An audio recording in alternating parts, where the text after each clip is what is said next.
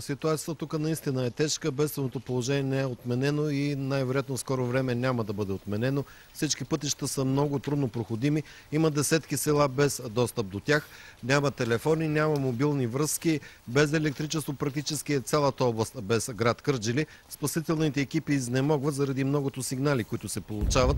Днес бяха извозени 5 родилки до болницата в Кърджали. Родиха се 2 деца, момченци и момичи. Това е май единствената добра новина днес от тук. Нека да видим какво се случи в източните Родопи в следващия репортаж. В Кърджалийско без ток продължава да са 360 населени места. Проблемът е в авариралите 36 далекопровода.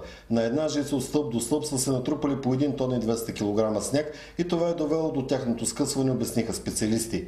В района бяха изпратени 10 допълнителни специализирани екипа, но дори и те не успяват да се справят с огромния брой аварии.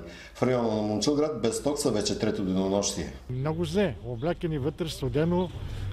И аз съм изцяло на ток. И климатик, и печка, бойлер, нищо не работи. Предвиждането дори по обявените за отворени пътища е изключително трудно. Десетки камиони заседнаха в преспити и шофьорите им вече трети ден живеят в кабините. Как е караш вътре? Като извънземен. До сега случва ли ти се такова нещо? Не да ви кажа.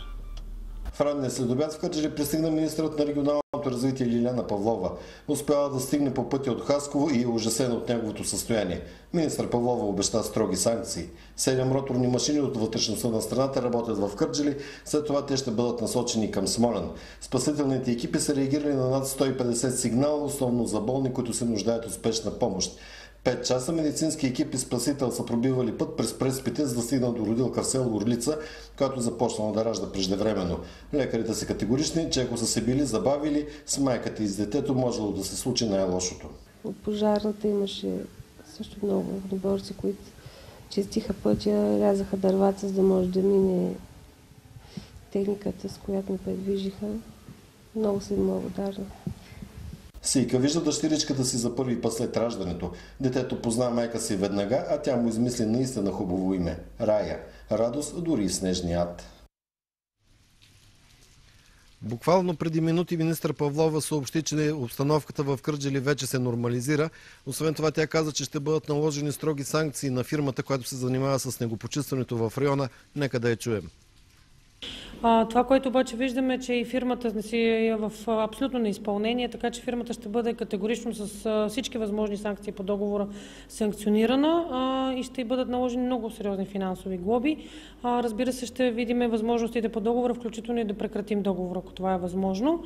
От утре ще бъде сменен шефа на областно пътно управление. Ще останат затворени всички пътища в областта и в Кърджали, и в Смолян, тъй като ситуацията продължава да бъде все така неприятна. Това, което имаме като добър пробив от днес, това е почти сме пробили вече и Ардино, освен първокласните и второкласни пътища в региона на Кърджали.